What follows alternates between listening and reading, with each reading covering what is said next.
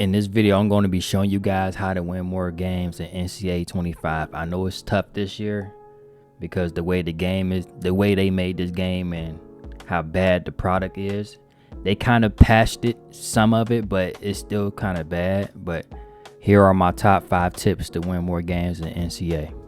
So you want to be using tier 1 teams, and I hate to say it like that, but if you want to win a lot of games and you want to win a lot of national championships, you're going to have to use tier 1 teams or maybe some tier 2 teams. Just because you can't use any custom playbooks, that's one of the things I don't like about NCAA, that you can't use custom playbooks on I think the road to CEFP. But when you play your friends, you can use a custom playbook, or like you can change certain things. So I think that's the first tip. You want to use tier 1 teams and maybe some tier 2 teams, but you want to use tier 1 teams. So my second tip is you want to manage the game. What I mean by managing the game is, say for instance you up 7-0, right, and you got the ball in your hands.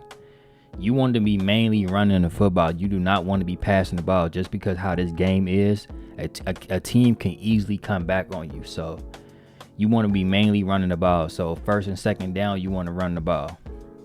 And third down, you want to use your best pass plays that's in that playbook that you're using. So like I said, you up 7-0, you want to be mainly running the football.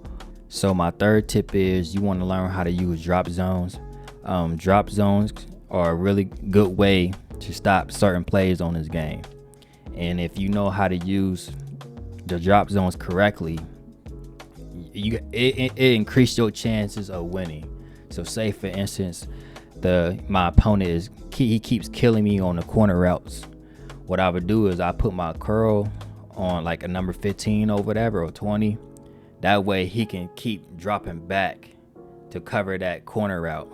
Or say for instance I'm getting beat at flat routes, like the running back is going flat routes. What I would do is I put my flats and my cloud flats to like a number 5, and they cover it well.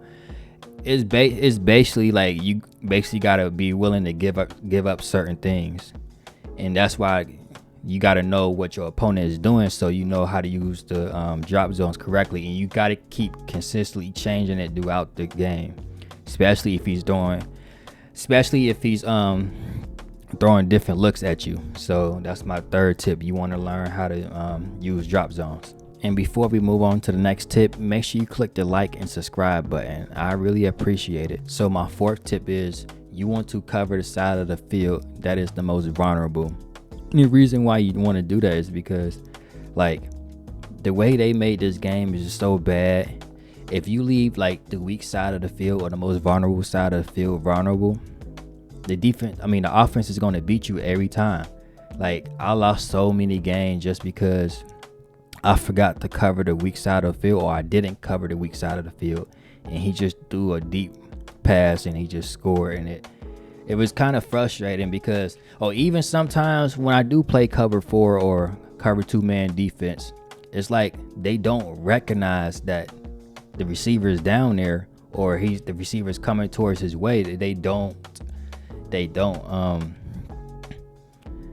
recognize it. So you want to manually cover the weak side of the field so it can save you from getting beat deep.